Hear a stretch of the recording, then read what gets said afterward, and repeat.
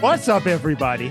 What's up? Welcome to Tuck Rule Takes, episode 166. Episode 166 of Tuck Rule Takes. Brought to you by, powered by, fueled by Sports Spider. Go check out Sports Spider, guys. Sports Spider with a Y. You've been listening, you know how to spell spider, so you're hip to the news, you're cool on the shits with us. But go to Sports Spider, go to NFL, go to Patriots, you'll see us. We'll be on there for the first few days. We'll be right at the top. If not, just scroll down a little bit, you'll find us. And while you're there, like I always say, peruse, some other stuff, read some things, and, maybe go back and listen to other episodes if you want to hear. We just did a bonus episode too last week. Once the Patriots hired officially Josh McDaniels and Terrell Williams. So if you haven't heard that one, go listen to that as well. But again, only Sports you Spider, being 60 years old can say the kids nowadays. the kid. Hey, you know what? I am the Hip. elder statesman of the of the podcast, and I'm What's only the 33 too. So what's I feel the like dude's name that holds the skateboard and he's like, "How do you do, fellow kids?" Yeah, That's yeah, literally yeah, Mike. yeah. Yeah. Oh, Steve Buscemi. That's who it is. Thank you. Yeah, Yeah. he's the one in Grown Ups when he gets his hands broken like this, and he, woo! Yes. Oh yeah, I'm an He's animal. I'm an yeah. animal. What's his name in that? He's hilarious. Yeah. No, I I forget. I did want to quickly chastise Al briefly, while congratulating him. It's more of a backhanded compliment. Always allowed. Always allowed. On the show here. I watched your 300th or listened to your 300th episode. Not available on YouTube, by the way. He fucking lied. It's on YouTube now. It is on YouTube. Okay. Well, maybe I was Fucking an lied. early responder because I didn't get to watch the video, but I listened to it. Great show, hilarious, killer lineup of guests and whatnot. But there was a glaring issue. Okay. I question your sanity. You're not as old as Mike, but you're clearly getting up there in age, and you're starting 33. to forget key 33. facts. It's And true.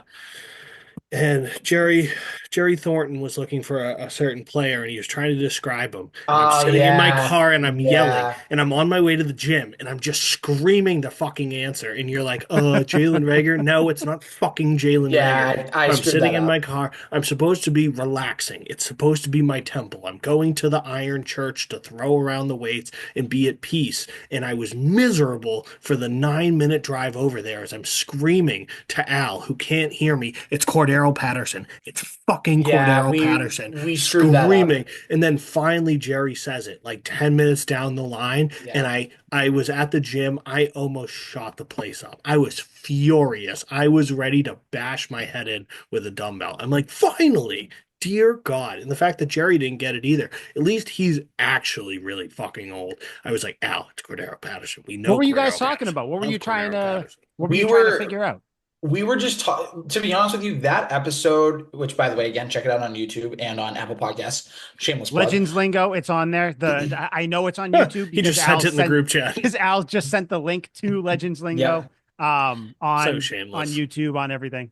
Yeah, so we were talking just about general Patriot stuff because we hadn't recorded in a couple of weeks. So we were talking about the Vrabel hiring, the McDaniels hiring, the Williams hiring, all that stuff. And God bless Jerry Thornton. He's been on this podcast too. God bless him. Mm-hmm. We had Bob Sosi at 98.5, the Sports Hub, Patriots play-by-play announcer on as well. And they were just talking, their BS and whatnot.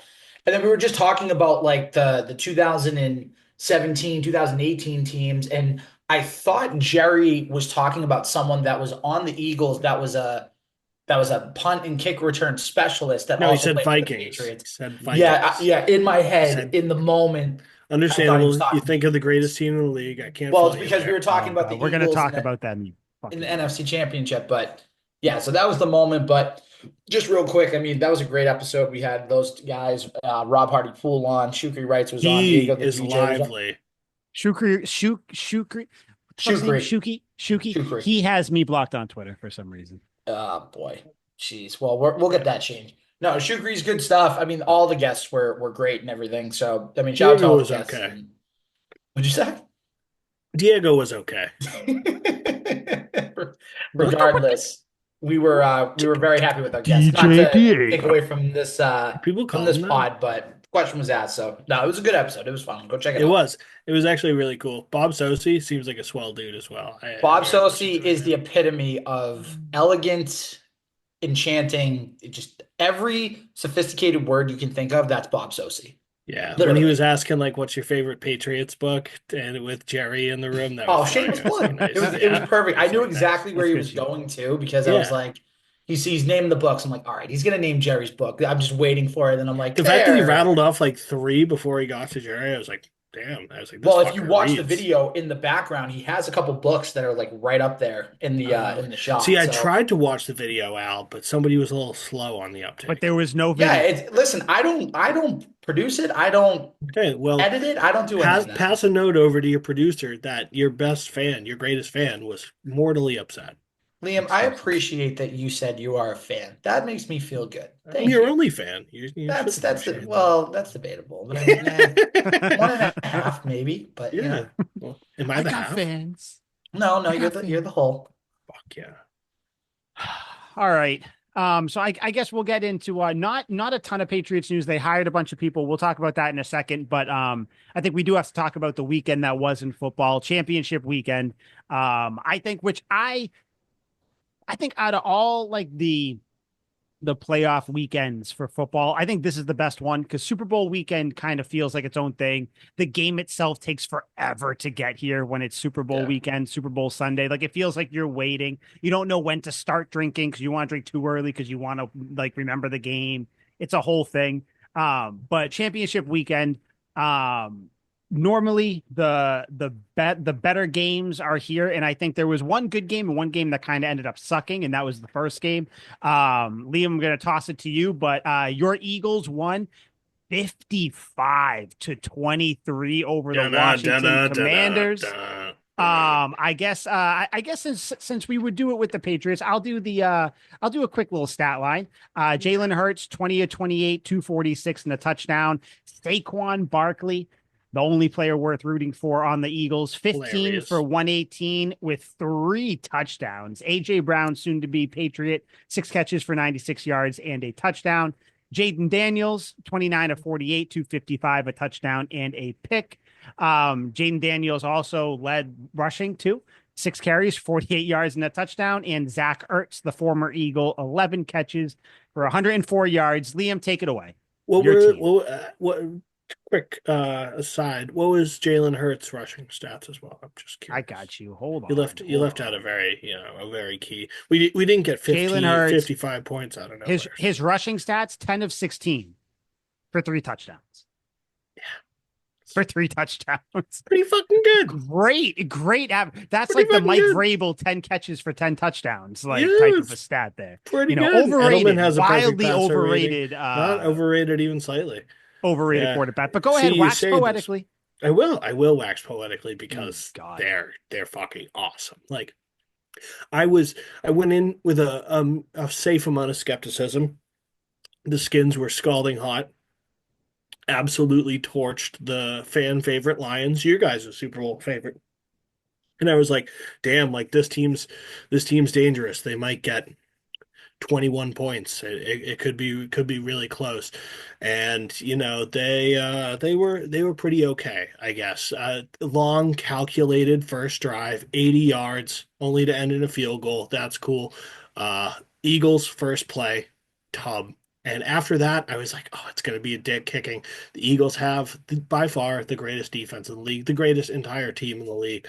The Commanders did surprise me. They scored two more points than I expected. Really close game there down the stretch. But even the Eagles' second string players were far better than the Commanders' first string. It was just a fucking dick kicking, a good old fashioned pillaging, absolute annihilation. And the best team in the league is in the Super Bowl right now. And don't get coy with me. Don't be glib. It's the Eagles. It's not the Chiefs. I am psyched. And also, I think we all got treated to a little something here. You don't have to support the Birds to sit back and laugh at that goal line where the Commanders jumped off sides, what felt like 8 times. Oh my God. And the ref enlightened us to a brand new rule, which I'll give the props to Tom Brady. He knew about the rule before the ref did. He did mention, he's like, at some point, they're running out of room. The refs might award the Eagles a touchdown here. And then literally the next jump, the ref comes on. He goes, I have alerted the Commanders that I will give a touchdown to the Eagles if this keeps going he did on. it twice because the first time he's like the Commanders have been notified that if it happens again, it will be considered a personal foul penalty, which means another one, the player will get ejected, whatever.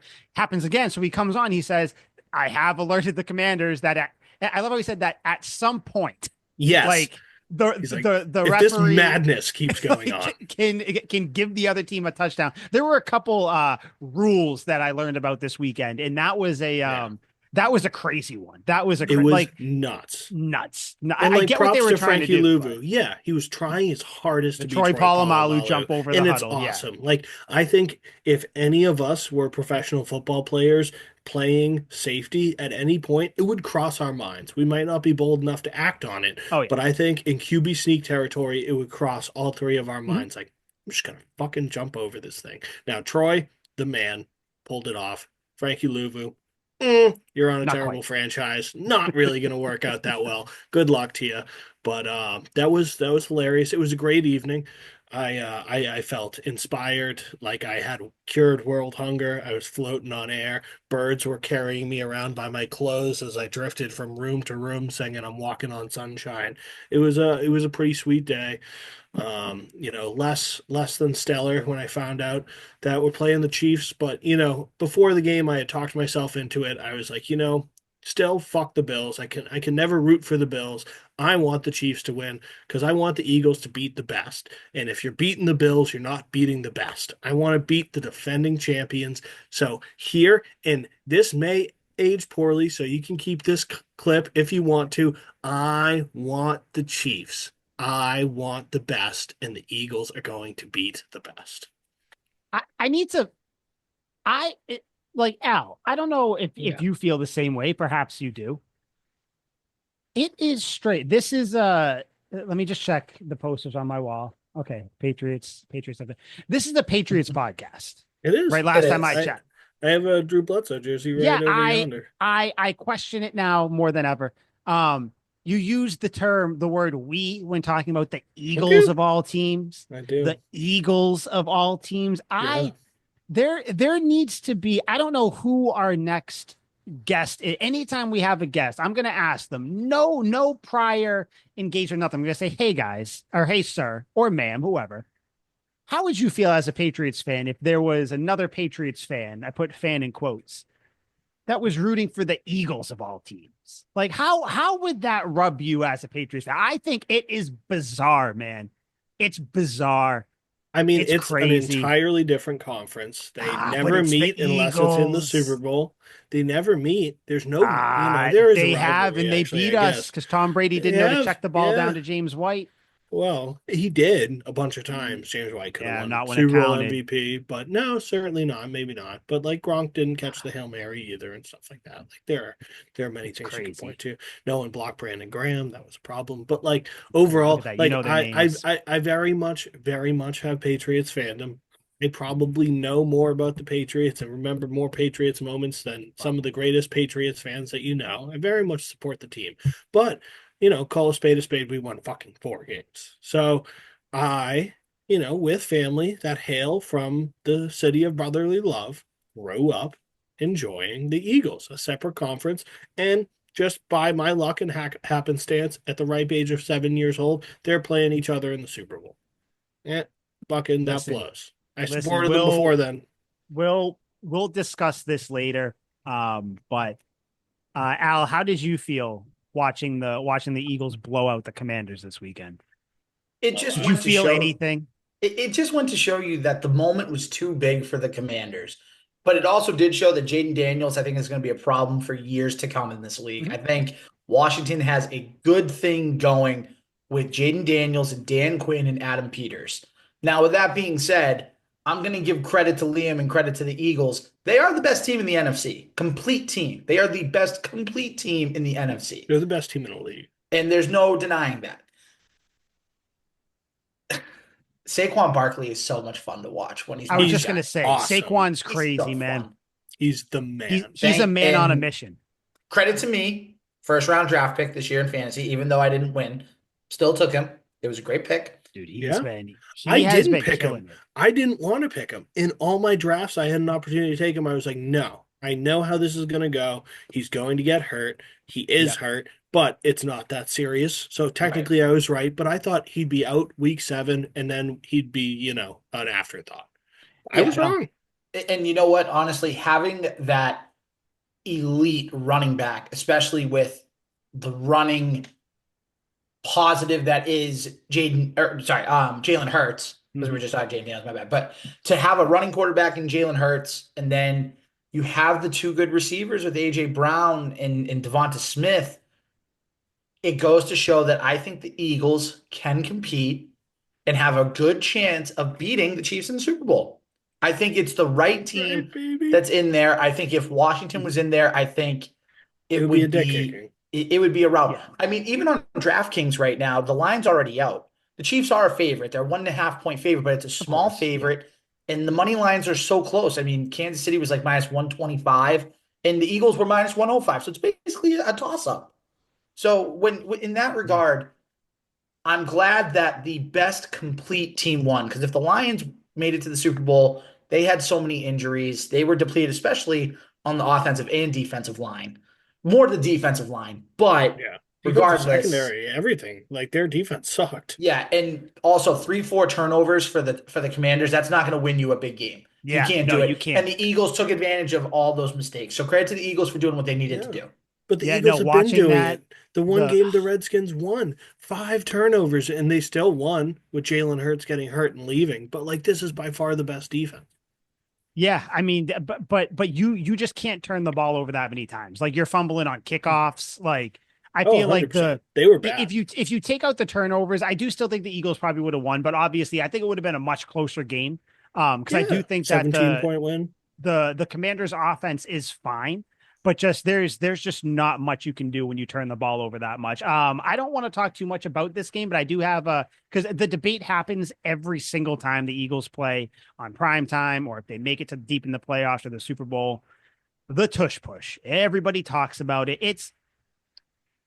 It's gotten to the point like the Philly special where I'm sick of hearing it because it's not like just like the Philly special is just like it's just a trick play that's always been called. But now since they ran it in the Super Bowl, it's a thing. The tush push. How do you guys feel on it? Because again, you have people there was like, minutes of on like real time where it was just tush push, tush push, tush push. It's a waste. It's not.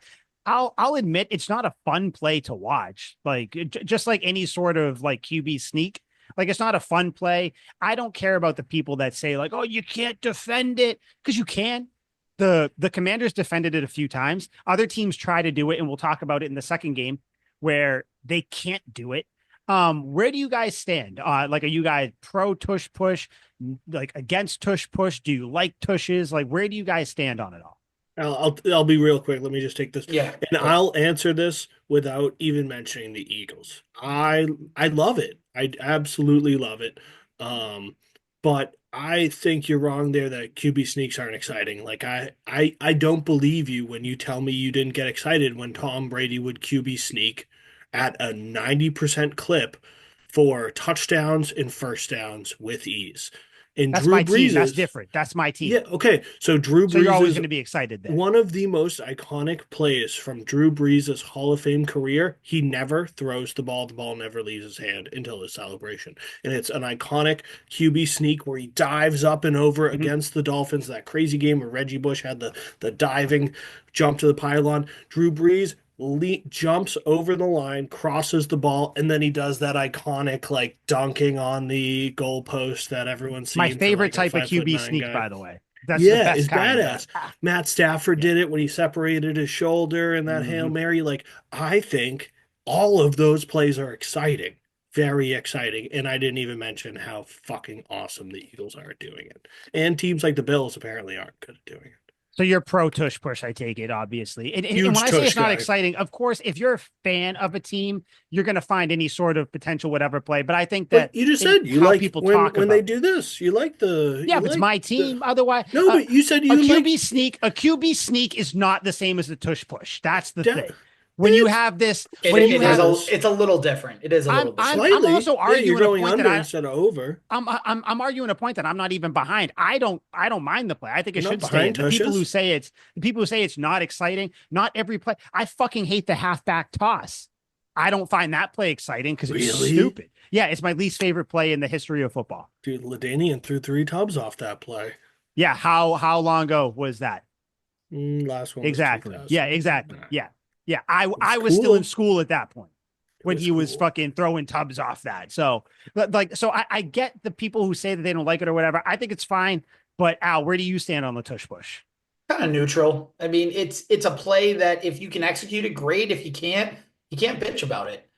I mean, I know we're going to talk about it in a second, but the Bills can't pull it off like the Eagles do. The And you know Bills. what? If you can get a couple, big ass linemen that can push you forward and get you some yardage in, fourth and shorts or fourth and goal situations, whatever, use that to your advantage. It's a Mhm. weapon that you can use. And you know what? With the Eagles, especially, I mean, I know it was against us, but like the Philly special and everything else, like those are the plays that you pull out for certain times. And the tush push is Mhm. just another example of that. Yeah. Yeah. Yeah. It's just the play. Edelman Stop it. throwing a touchdown to Amendola, like that's box office. Yeah. They made t-shirts I about don't, it. I wouldn't put any of those plays in the, I think the tush push is in a realm of itself because I think for a couple of reasons. One, the Eagles are so good at it. They seem to be the only team that can do it. So it's like immediately people are like, it's not fair. They could just do it the whole time. And it's like, I get, but like, if you don't like it, stop it. Like, don't get me wrong. I'm not hyped when I see the Eagles line up to do it, but I'm like, okay, so it's probably going to be a touchdown because normally they do it either first down or at the goal line. So, okay, whatever. Cool. They're going to get it. Awesome. Like it is what it is. And then if it gets stopped, you're like, holy shit, it got stopped. Like I don't understand like all the hatred for it. I think it stems from the fact that people hate the Eagles because Philly, trash town, trash city, trash team, trash people, Someone trash tells me you've never fans, been to Philly. trash fans, trash fans. So like I know why people like hate it because I feel like if this was like if the Bills and we'll move to it in minutes. If the Bills converted on like their tush push attempt, people would be like, "There's Josh Allen." Tony Romo would have fucking came himself in the fucking booth if that happened. So I don't know. I don't care. I think everybody's making way too big of a deal out of it. Like it's just another football play to me. I also think like the things you can run off of it are really cool. Like against the Mhm. Packers in the first round, they didn't connect on the play, but it was a really cool concept where they fake the tush push and then Jalen Hurts throws a flag route to AJ Brown, Yep. just out of reach, but still a cool play. And then against the Commanders, I think it was the game they lost, they did it, but had Saquon bubble out to the left and it ended up being a halfback toss, and he ended Yeah. up getting the key first down because everyone thought it was going up the middle. Like you can run cool Mhm. variations off it, which make it a legitimate football play as well. Yeah. Yeah. I don't, it is what it is. Like it's just a Yeah. play that's going to be there. It's almost like the Wildcat. I don't think we're going to talk about it. I don't even think they're going to do it that much once No. Jalen Hurts goes or whatever. Yeah, So, no. It's because he can squat like like 600 pounds. That's whatever. all Yeah, it is. he's a beast. That's why. So the Eagles have made it to the Super Bowl. The next game, the game everybody was talking about, the Chiefs and Bills. Did you guys catch like the hype video that they did beforehand where they tried to Yeah. build it up to be this like this is it. You have Brady Manning, you have, Yeah, they whatever, leaned really whatever. hard into that. This. Next in the rivalry, Josh Allen, Patrick Mahomes. Josh Allen has never beaten Patrick Mahomes in the playoffs. No. That's not a rivalry. That's It's like not like the Tom Brady Peyton Manning thing. Like Peyton Manning got one and like yeah, won the Super and like Bowl, and that was cool. those were also like different because I don't know if everything just feels forced. This was like when they tried to say like Joe Burrow and Patrick Mahomes was the next Tom Yeah. Brady and Peyton Manning. It's like stop trying to make something the next thing. It'll Which- never be which- that. It sounds like a Like- quote from Mean Girls. Like I Yeah, forget. stop trying to I make forget- rivals happen. Yes, that's it. Like, come on. I think it could have been the case when Joe Burrow came back from 21 down, 21-3 down, and then Yeah. went to the Super Bowl. And if that continued, It would have but had to then keep the happening. Chiefs Exactly. won, and now the Bengals Yep. haven't made the playoffs, and now it's not a thing. Exactly. It Now could it's have done. been, but they were getting like overzealous with it, where Yeah. they're projecting. They're like, in 10 years we're going to be thinking about this rivalry, and now it's 2 years later, and we're like, well, the Bengals didn't even make the And no one fucking even playoffs. remembers, and now the Bengals are like barely squeaking into the playoffs. So like whatever. Yeah. But either way, The outcome that none of us wanted, but we all knew was going to happen inevitably. The Chiefs used their devil voodoo Taylor Swift magic. They beat the Bills 32-29. A lot of stuff in this game to talk about. Whether you want to go controversy wise, whether you want to go legacy wise for both quarterbacks involved. I have a ton in this game. I have a ton of thoughts. Where do you want to start? Because I know there's obvious places to start, but Al, where do you want to start talking about it? I think it's time to admit two things. And I know that Liam's going to say, well, this was, a time in the making. I think the Bills window is officially closed to try to win a championship. Yep. This was the year to do it because the Chiefs were down. The defense is still good. Don't get me wrong. Steve Spagnuolo's done a great job with that defense. But it just seemed like they weren't just like high flying on offense. Travis Kelce taking a step back, all that. Travis Kelce looks like old man Kelce out there. He was awful. This seemed like the year that if the Bills were going to do anything, it was this year, and they blew it again. A loser franchise loses again. So done with that. I think that they are a good regular season team. That's all they are right now. They're a good regular season team. They do what they need to do in regular season. And then I'm going to say this, and this is not necessarily a hot take, but I think they need to move on from Sean McDermott. I think it's time for the Bills to seriously consider at least having Sean McDermott's seat being hot, or at least lukewarm at best, or not even lukewarm, warm at best. Mm-hmm. He can't beat Andy Reid in the big games. There's just something about getting to the AFC Championship or getting to the divisional, taking on Andy Reid, and just can't get the job done. Dude, there comes a point where it's not, because you look at the team. It's not the quarterback. It's not the weapons. They have Amari Cooper. They have Khalil Shakir. They have that dude who likes to walk around with no feet on. They got Dolph Kincaid. Matt Collins.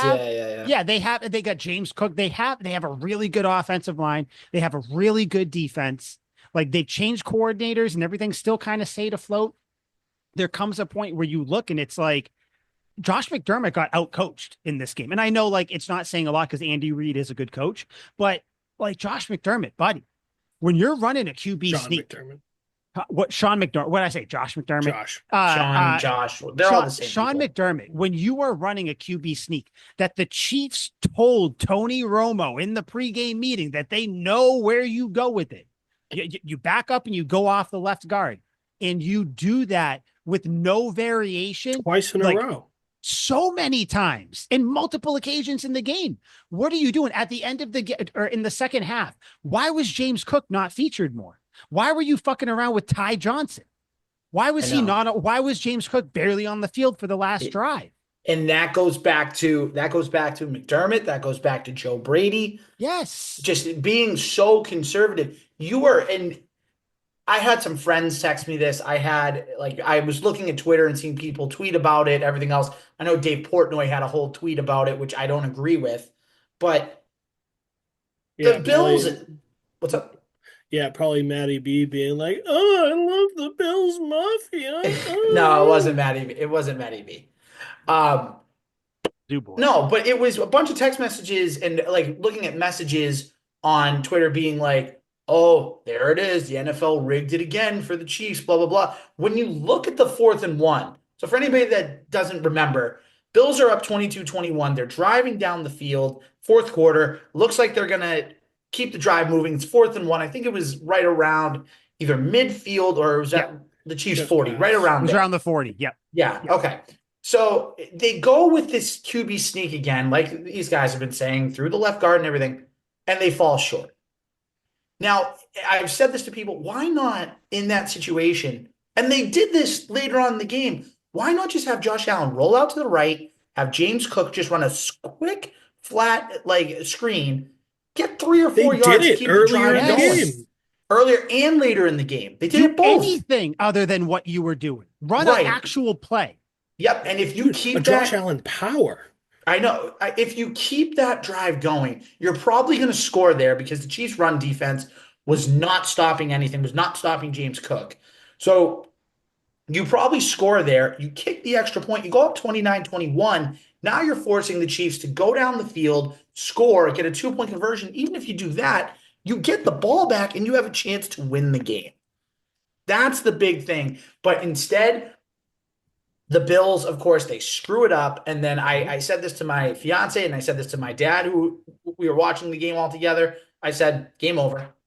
Because the Chiefs take advantage of those mistakes. And that's why they're so good right now. That's why they're the team of the 2020s. That's why they're what the Patriots were for 20 years. They take advantage of bad mistakes by the opponents, and the Bills consistently do that. And by the way, also, what was up with Josh Allen the first drive of the game? He should have thrown 2 picks to start the game. Oh, that was Like, old Josh Allen came back. What are we? The gunslinger mentality, it works up to a certain point, and that's the one thing I'm a little concerned about with Drake May, because everyone compares Drake May to like, oh, he could be Josh Allen eventually.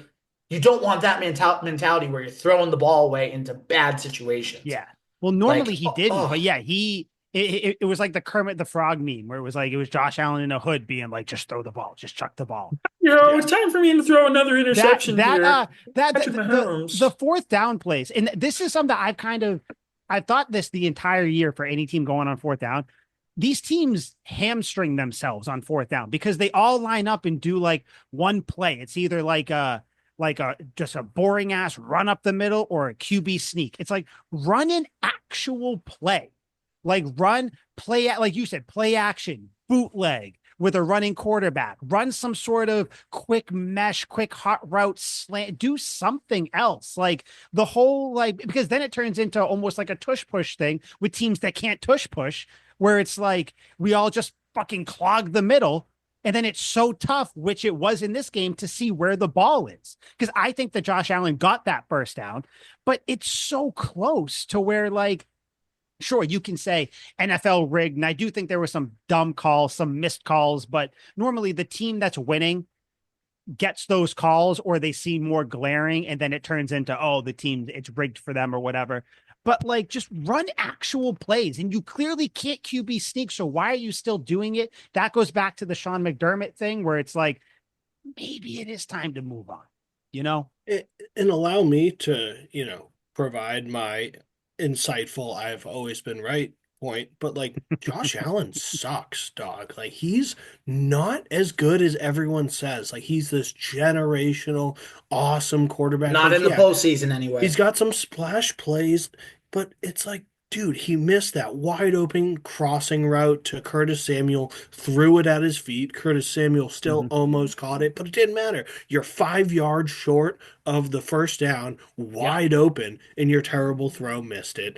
And they rely way too heavily on his run game, which is like good enough, but goddamn, you shouldn't have to rely on your quarterback to truck defensive tackles. Nope. That's not good quarterbacking. That even Lamar Jackson doesn't do that. You run around them and you take advantage of what you got.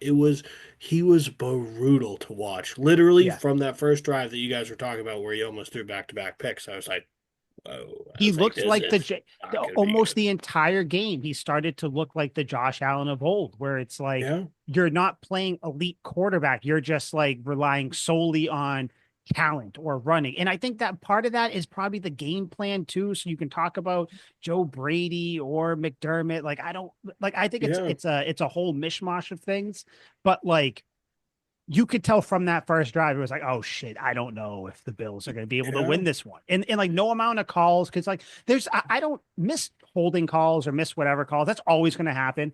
But like, for instance, if you guys want to talk about actual calls, that throw from Mahomes to, what was it, Xavier Worthy. Like, let's just be very real. That wasn't a catch. It was either an incompletion or an interception, but the NFL doesn't know what a catch is. So you have all these things, like the NFL is a business. So like, it's an exciting play. I don't know. And then it's like, I don't know. There were 2 hands on it. I don't know if it was was it 2 receiver hands, 1 receiver hand, 1 defender hand. So like, I just think the NFL is bad at officiating. And I think the Chiefs just happen to get a lot of those calls, just like the Patriots did in their 20 years, where it's like the good teams get those calls. is what it is, like, and I don't want to hear about roughing the passer stuff. The league is always going to protect their star quarterback. So that's not just a Mahomes thing. Although Brady it is got particularly brutal with Mahomes. No, and it definitely, that's because And of people how complained he about the plays. Brady thing a lot, definitely. Yeah, no, and of course they're always going to. And like I said, it does definitely seem like the refs do rig it a little bit towards the Chiefs, but yeah, the Bills just didn't do enough, and it does kind of come down to, like, God, if this wasn't Josh Allen or the Bills, like, I keep seeing Coley Mick, who used to work at Barstool, he tweets it, and like, it always makes me chuckle when people say this. But the way people talk about Josh Allen, they talk about him like he's a Make-A-Wish kid, where it's like, like, damn, he did all he could. Like, we can't really beat him down. We can't harp on him. And it's like, yeah, you can. Any other quarterback who's lost to the same person 4 times in the playoffs can't get over the hump. Like, Right. This is who Josh Allen is now. Like you said, Al, the window is closed. I thought that last year. And like, just because you get to the AFC Championship game, that doesn't mean that your window wasn't still closed to begin with, because you can't beat the Chiefs. And now you have teams like the Texans, the Bengals, the Patriots, if they get their shit together. You have other teams, the Ravens, the Steelers, if they figure things out. All these other teams now are catching up to you, or they're going to start to get really good when you're still kind of either plateauing or going down. The Bills will not win they will not get to another Super Bowl. As long as Sean McDermott's there. But either way, I don't think the Bills will win a Super Bowl with Josh Allen as quarterback. So however long you think that's going to be, I don't think it's going to happen. Like, I think their window is shut. Liam, you were on it way before any of us, but it just, they're a really good team. They're basically, they're what the Atlanta Braves are. I think Al might get that one too. The 98 Braves. Very, very good regular season. But even the Braves won a World Series. That's the thing. True. At least they won one. So they're not even quite like that. Yeah, it's the just Atlanta Falcons. I don't know. They're just a regular season team. That's it. They put up big things. They have likable guys on their team, I guess, if you're into that. But just when it comes down to it, they're going to get out coached. They're going to get out schemed. They're going to get outclassed. They're going to get pushed out of the game, and that's what it is. You know who they were, Mike? They were the Los Angeles Dodgers before they won the World Series last year. That's who they were. Because the Dodgers, they won that Mickey Mouse World Series in 2020 with the COVID year and everything. Nobody counts that. It's like a 30-game season. Just like the Lakers title in that year. No one, it's not real. It's fake. Right. Before that, it was like, the Dodgers would get to the postseason, they'd lose in the first round, or they'd lose in the NLCS. Yep. It's the same thing with the Bills. The Bills just find ways to lose. Mm-hmm. And you know what? I think it was us hoping, I know it was me hoping that somebody could knock off Patrick Mahomes, but right now nobody can do it because nobody has the quarterback. Nobody has, in the AFC, I mean, nobody has the AFC. Nobody has the coaching staff. Nobody has the quarterback. Nobody has the weapons around. Nobody has that all together yet. Yep. That's the thing. Teams have pieces of it, but there's not one team that really puts it all together yet. People could argue the Ravens, but the Ravens can't get out of their own way. They're the same way as the Bills. Yeah, we saw that. That was another thing. Yeah. They went away. Harbaugh went away from Derrick Henry for some reason. Like, you sign these people, like it's like coaches outthink themselves way too much. Like, but I will say this though, now that the Chiefs have won, whatever, how sweet is it to watch Bills fans suffer though? Like, awesome. now that I'm back fully as a Patriots fan, not kind of rooting for the Bills to take down the Chiefs, it is beautiful. Give me your tears. Keep crying. I want to go to the zoo, cry in front of the monkey cages. Yeah. Because that's what you guys are. It is beautiful. I wasn't rooting for the Bills. I was rooting for the Chiefs to lose. So almost like the enemy of my enemy is my friend for the day. Yeah. Right. It was watching Bills fans, we're never gonna do it. You're hearing them call into places. What the Sean McDermott? He shouldn't be here. You're not handing the ball off. You're running. You're trying to do a tush push, and you're not doing anything. It's a glorified sneak. I love it. I love when you people suffer. The only thing that would have been better is if you got to the Super Bowl and got your backs blown out by the Eagles. And by the way, we'll at the end of the episode, actually, we're not going to give our Super Bowl picks till next week. That's what we'll do that. That's what we'll do. But it was, I don't know how you guys felt about it, but once I acknowledged the fact that the Chiefs were going, I love seeing Bills fans sad. Yeah. I love it. For the foreseeable future, we'll call it the next 5 years. Who is the greatest threat to the Chiefs? Oh, that's easy. It's very easy. It's the Bengals if they get a defense because they have the quarterback. That's who it is. Right. I think it's the Ravens because I think Lamar Jackson is still he's still going uphill. I don't think he's plateaued yet. I think that he can get a little bit better throwing the ball. I think that the team can get better. Nuts. He threw fucking 41 touchdowns. And that's the thing. And I think honestly, if Harbaugh coaches that game better, they win. But it's just like I said, these coaches outthink themselves. I think that was let's call it a spade. That was a Mark Andrews problem. He fumbled and then I mean that too. Yeah. Like, when you they were in close. it. Which also the Bills or the Ravens weren't great, but I gotta say I'm with Al completely. Like it's the Bengals and it's only the Bengals. Yeah, I can see that too, though. I can see that too. Yeah. Also consider this: who has been to a Super Bowl more recently, Joe Burrow or Lamar Jackson? Yep. Yeah. Yep. Joe Burrow. Joe Burrow's cold. Like he would have won MVP this year if they had won 2 more games. Yeah. Do you guys where do you guys see the Texans? Are they like a few years out from being like real contenders, or do you think they'll ever? Yeah, I think they're pretenders. I think they're going to win their conference because it's so bad. But other than that, I think they're strikingly like the old Texans, the big 3 of Matt Schaub, Arian Foster, and Andre Johnson, where every year you're just like a new age version. Yeah, you're like 10 wins, 13 wins. This team's sick. And then the Patriots smoke them. And you're like, You're like, darn. Yeah. You're like, that was cool, I guess. But I don't think they're ever going to have it. Like CJ Stroud's sick. He'll put together some great seasons. But this year they were loaded and they played like dog water. I can see that. So let me ask you guys this.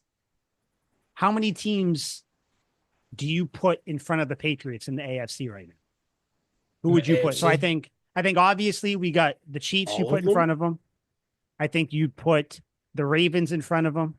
Probably put the Bengals in front of them. Would you guys put the Texans in front of? I wouldn't put the Steelers in front of them. I would put the Steelers in front of them. them. I would put the Steelers too. No. And listen, I know we said their window's closed, but for now, you have to put the Bills in front of them. You have to. Yeah, no, and it sucks to say, and you don't want to say. I put the Texans too. Texans, definitely. Yeah, I put the Texans. Although, no, okay, I'm not even gonna. You guys are putting the fucking Steelers and Chargers in front of them. Chargers, I think, are in front of them. Chargers, definitely. That might be the last. The Broncos are good. Yeah, the Broncos had a good year too. I am sad I even asked this You're question. in for a tough reality when we do our way too early season predictions, Mike, because I'm not going to fall for this trap again. I'm not going I don't think you guys are crazy town talking about this team. But okay, yeah, whatever. Chiefs beat the Bills. Any other final thoughts on all that? Saquon, we're counting on you. Nonsense. Yeah, no, we'll give our official things next week, but I just don't think I can root for the Chiefs, so it's going to be a real shitty time for me. Welcome aboard. I'm gonna be Rob Lowe just wearing the NFL hat. I'm here for the halftime show. That's all I'm here. I'm here for the buffalo chicken dip in the That's food. It. Yeah. God, you guys suck. All right. Before we do our way too early, just kind of season outlook, we're not going to go through, really do record dive into it like that, but we'll just kind of go over everything, talk it out and whatnot, kind of give some rough estimates there. The Patriots did make a few other coaching hires. They signed a bunch of people. Ashton Grant, quarterbacks coach. He was an offensive assistant with the Browns over the last 5 years. He worked with Alex Van Pelt over there as well. So it's the same kind of terminology. So Drake May, that should help him there.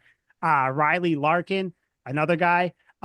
He worked at Ohio State for the last 2 years. I like that kind of, you're bringing like young minds, kind of college minds up here. Clinton McMillan, another guy, former Titans assistant. So, I mean, obviously you knew he was coming here. Kevin Richardson, former cornerback from Arkansas. He worked his last 2 years he was in college. He was with Brett Bielema, who's an expatriate staffer as well, so there's still some connections there. a few other people.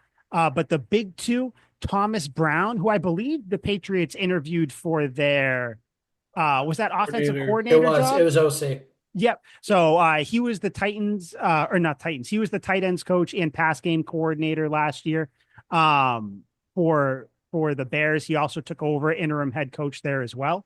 It looks like he's going to be the passing game coordinator, which will be the first time I think the Patriots have ever had a passing game coordinator, which is really nice. So people are viewing that as a really good signing for the Pats. But the big one that everybody's talking about is Doug Marrone, former Jaguars coach, former Bills coach.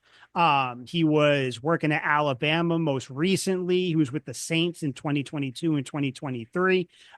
Looks like he's going to be coming in and kind of taking over the offensive line. I kind of said it. I don't know if I said it all to you guys, but I think the Patriots have hit. They are 10 for 10 if we're going whatever for their coaching hires. Again, we'll see how it all pans out. And you see people where, oh, you can't say all this because you don't know how it's going to pan out, whatever.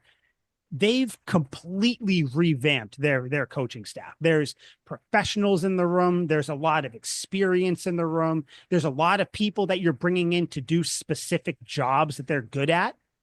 Like, you're not having Doug Marrone come in and do all this other stuff. And maybe he wasn't a great head coach. Maybe he wasn't a good coach. No, he's coming in to handle one portion of the team. I love all these signings. I think this team needed, some real professionalism in the room. And I think they have that now. I'm happy about it. How do you guys feel about all these signings? Good quality signings and hirings. Mm-hmm. And it's a veteran staff. That's the big That's thing. the word I couldn't think of. It's a veteran staff. Last year, we had so many coaches that were first year or learning, or they were new in their role, whatever it was. Now you have guys that have done this type of stuff, that have done their roles and done it to some level of success. That's what you need if you're in a rebuild. You need somebody in each role that knows what they're doing and is like, this is what we need to do, and this is how we're going to do it, and this is the plan to do it. Mm-hmm. So could not be happier. But now your focus has to shift to the draft and to free agency. You need to get the players.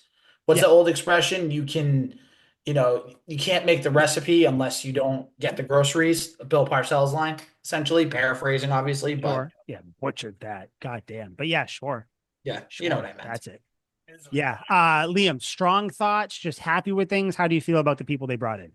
I agree completely with Al, and you, I guess. Like, it is tough to project like how good these people are going to do, but goddamn, they have experience, and that's all you can ask for in any job. Like, you look at a resume, that's the reason why anyone's gotten hired ever. Maybe not, but like, you look at it and you see the experience, and you're guessing that will put them in a place to succeed. Doug Marrone's an interesting one because I remember him for most of his career, like obviously with Bama in 21, they won the fucking title. Mm-hmm. I fucking hate Alabama. But as the offensive coordinator for Drew Brees from 2006 to 2008, huge. Mm-hmm. He was the offensive line coach for the Jags the year they had the Saxonville team. I don't remember them being a particularly good offensive line, but Leonard Fournette had his best years in that time. The New York Jets from 2002 to 2005, coaching the offensive line to let Curtis Martin run wild.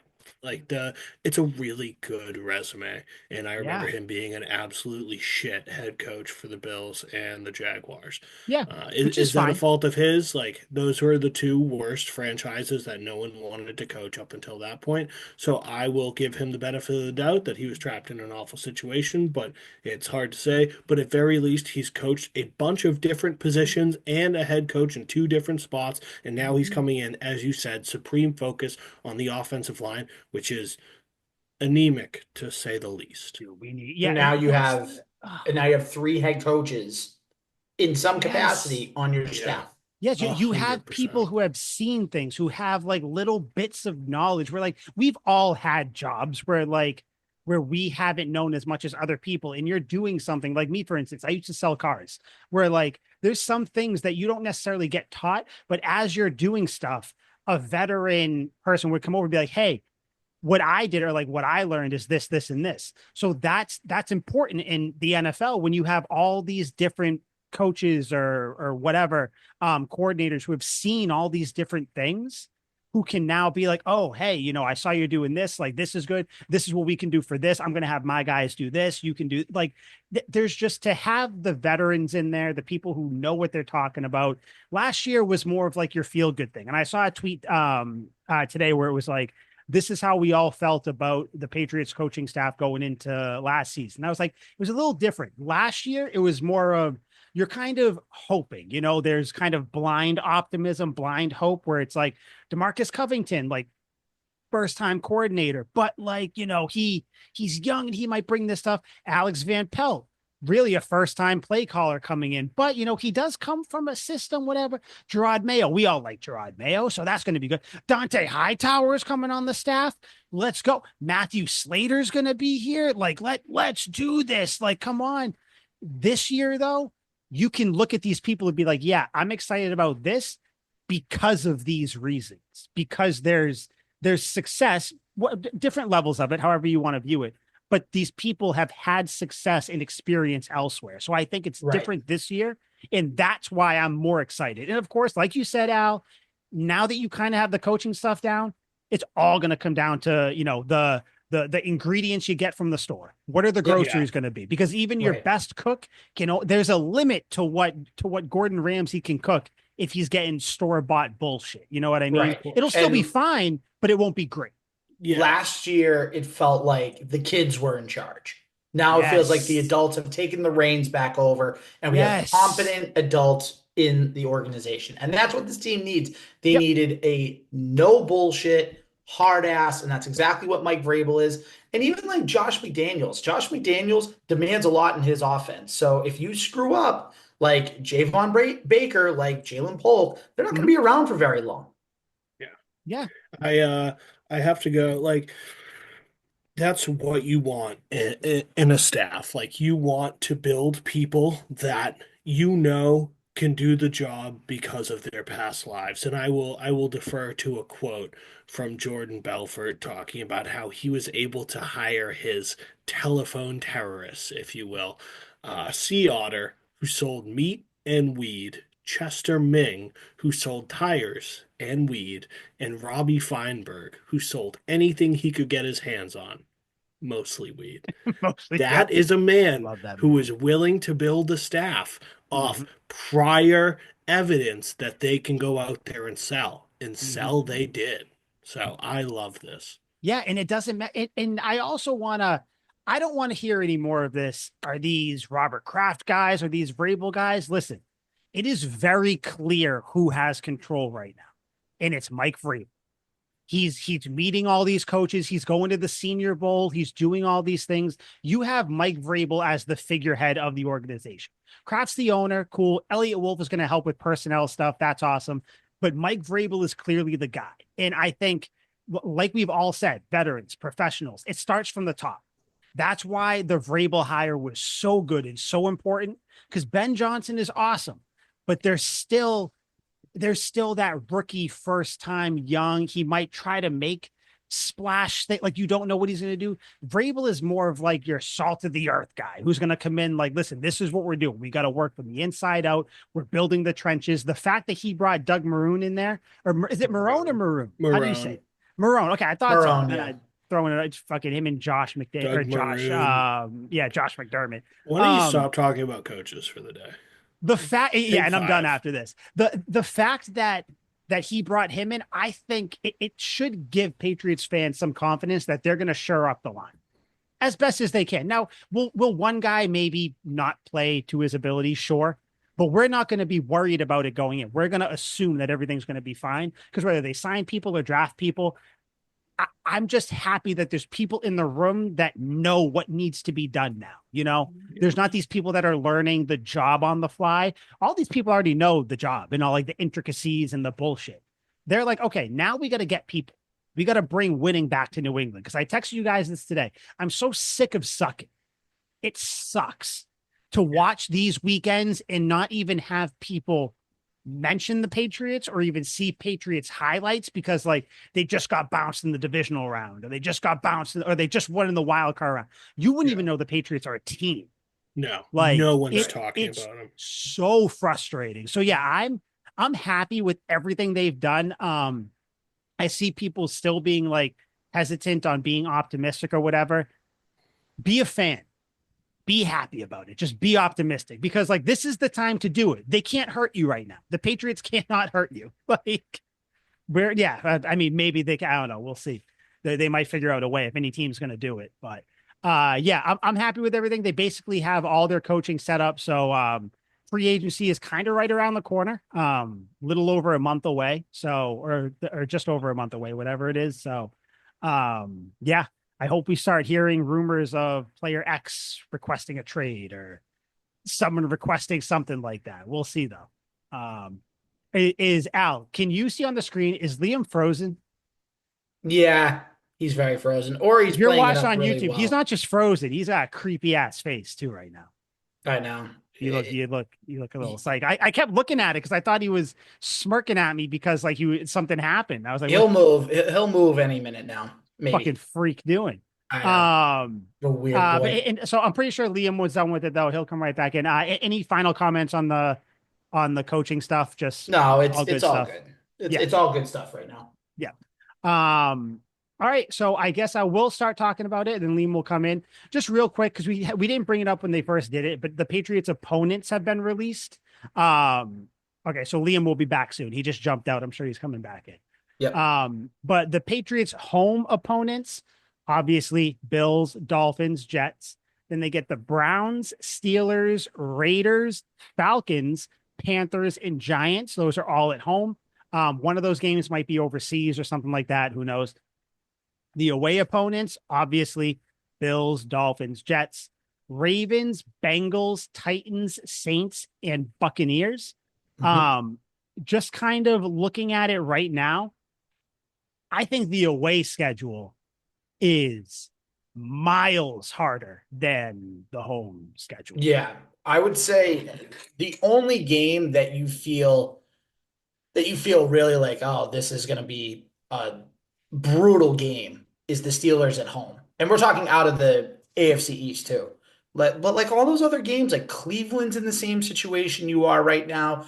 Carolina, yeah, they improved a little bit, but they're still not but it's there. Carolina, yeah. The Raiders and Giants are in the same position as you. The Falcons, they look like they're going to get rid of Kirk Cousins and, go forward with Michael Cowboys. Penix.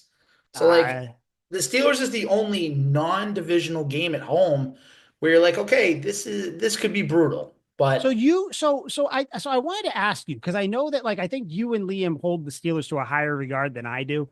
Like it's going to be another year of Russell Wilson. He may or may not even be there. Or you're Right. going against Justin Fields or like maybe a quarterback that isn't even there yet. And then you have another year of George Pickens causing issues over there. And who knows how they'll draft. Like this is all not knowing what's going on. right. I don't get me wrong. I don't think that's a cakewalk. I would even chalk that up to most likely a loss. Like when we do eventually do our like season stuff, I don't be surprised if that is a loss, depending on who adds what. But Yeah. I just don't think the Steelers are as worrisome. I mean, like I would even put, I don't even know. I would say maybe like the Broncos. I'd look at them like that instead of the Steelers. Yeah. Where I'd be like, I think Bo Nix, I think he could kind of do something to you. They have a good defense. Cortland Sutton, they got some good offensive pieces. Yeah. Yeah, that I feel about the Broncos, how you guys do about the Steelers. Right, because the Steelers, they do have a really good defense. TJ Watt, obviously a menace on that defense. Obviously being able to get to the quarterback anytime that he can. And just the whole defensive line for the Steelers, they're just a bunch of dogs, man. They know how to like beat an offensive line, get in on the quarterback, stop the run game and everything else. That's why they have one of the best defenses in the league. So I think that's the issue right now. And as corny as it is to say, Mike, I mean, we don't really have a good interpretation of how this is going to go until the free agency and the draft happens. Because Yeah. if we go in, not that they will, but if they went in with the same exact team they did last year, yeah, the coaching staff is much better, but the players still suck for the most part. So it would be like, okay, maybe you beat the Raiders, maybe you beat the Panthers. Right now, the Falcons probably beat you. Steelers probably beat you. Bills, Dolphins, they all probably beat you. But if you if you do what the Commanders did this past year and you bring in 10, 11, 12 guys, and then you bring in, 6 or 7 guys from the draft and you just retool and you get guys that can play day one, then you might have a better chance. Then you might look at a playoff berth. But for now, it's too hard to say, and you have to go off of last year. Yeah. And that's Yeah. the difficult part. I get that. And that's where, like, that's where you kind of see where each specific fan you're talking to is, or kind of like how they're projecting the team out. Cause that's really what you're talking about now. Cause like you said, you have no idea. The Steelers could, going into the season, the Steelers could kind of fumble, miss on some guys, bring back Russell Wilson. It's like, how good's he going to be? George Pickens might request a trade at some point. Like, we don't know. Like, I'm just throwing things out there. You know what I mean? Like, you just don't know what's going to happen. The Patriots could hit a home run in free agency. They could get T. Higgins. They could trade for, I don't know, they could somehow get a receiver in the draft that hits. Then they could also get a starting left tackle or right tackle. They could sign one. They could get this stuff. They could get some good pass rushers. Like, you just don't know. So you're kind of, that's why they're called way too early projections, because you're kind of like deciding who could do what. But yeah, I would be more worried about the Broncos just because I think that Sean Payton is what does it for me. Yeah. And Liam is back, ladies and gentlemen. Liam, so you didn't miss much. I just rattled off the opponents we're going to be having. So I'll throw it to you and then just kind of tell you what I thought about it real quick and see what you say. So the Patriots at home next season, obviously, Bills, Dolphins, Jets. Then they get the Browns, the Steelers, the Raiders, the Falcons, Panthers, and Giants. Away, Bills, Dolphins, Jets, Ravens, Bengals, Titans, Saints, and Bucks. I told Alan, I don't even think it's a hot take. The away schedule is 10 times more difficult than the home schedule in my eyes. You got the Ravens, Bengals, Titans, still good. Saints coming up, and then the Bucks. The Bucks are a good team too. And then you do still have the Bills, Dolphins, and Jets. The Patriots can't play in Miami, so that's something. But yeah, it's the away one is tough. Home though, Browns, Steelers and Raiders. That's one thing, but I don't know. Like, how's Pete Carroll going to be on the Raiders? First time coach. How are they going to react to him? Probably going to be Falcons, pretty good, I would imagine. I don't know. So did we go through and say wins and losses? No, not really. We're just kind of talking. Like, I don't think we're doing specific ones, just kind of throwing out like what we think might be there. Like, kind of like, I think they might have 4 or 5 wins here. Like, I don't know if you necessarily have to put definites on each of them, but if you were looking at it, if you want to kick it off, then whether you're going home or away, like wherever you want to start, like, how do you think they're going to do? I did want to just come right out and say, I think without a shadow of a doubt that the Titans game is the biggest lock I have seen in a long time. Like Mike Vrabel's revenge game against Tennessee. Like, I'm going to tell you now, I'm putting $500 on the Patriots to win that game. Yeah. That's money. Multiple scores. There's going to be some fuckery. Yeah. Oh, it's going to be bloody. I very much look forward to the whole ordeal. I also relish in the fact that the Giants are going to be pretty shitty. So I think that is a nice win. You could pick out a few bottom feeders. We could definitely, should beat the Panthers, could beat the Raiders. The Falcons never really inspired me toward the end of the season. No, but Penix might be something, I don't know. Okay. He could give us a bit of a fit. The Browns are going to suck. The Browns always suck. So that's an easy win. I definitely think there are some winnable games on there and some less than questionable ones. And the way a schedule shakes out, there's always teams that you're like, oh, they're going to be competent. Like I thought the Saints would be this year, and then they were ass. And you're like, okay. So I don't know if I'd pick out the Saints. The Saints might actually be decent this next upcoming year, but like maybe a different team. Like who knows? And Aaron Rodgers leaving the Jets, so that'll be interesting. It also depends on when these games are too. Like who's coming off a bye, who's coming off a Monday night game, or who's coming over from Germany or something like that. Like there's all kind of like Al was saying, like right before you hop back on, where it's like, that's why these are called your way too early outlooks or predictions. Cause you don't know. You don't know what players are going to be on what team, when the schedule is going to be happening.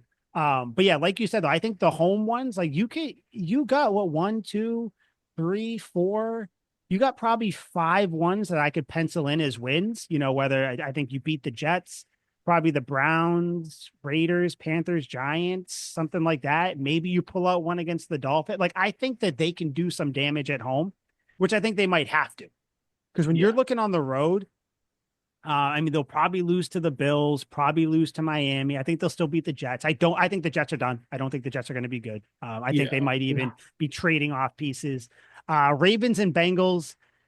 Listen, I'm not going to be bold enough to say that the Patriots are going to win those. Titans, like we talked about, they should win. I think the Saints might be one of those trap games where they lose in New Orleans. Would be tough. Yeah. They lose something Both like that. Bengals and Ravens away are brutal. That's tough. Now, if if there's injuries, anything, we have no fucking clue. But just those. But you won't bet on that. I think there's a 0% chance they beat the Ravens.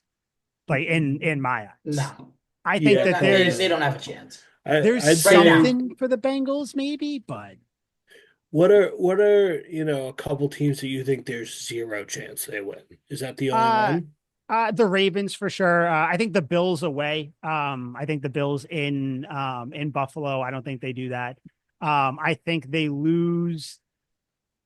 See, 100%. What are ones you look at this right now and you go, I would put $100 on this right now that they're going to lose?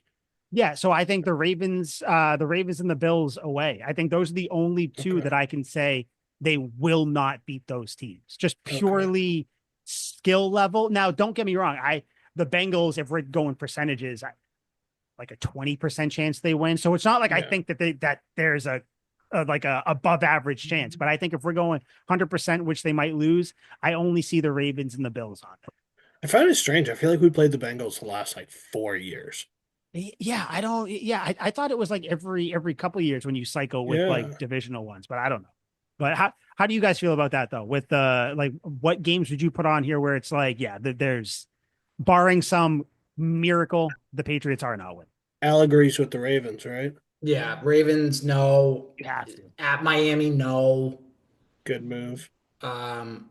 Let's see what else. I'm just trying to. I don't care. I just think there's a on chance. The Dolphins. Steelers right now without the moves. Steelers, no chance.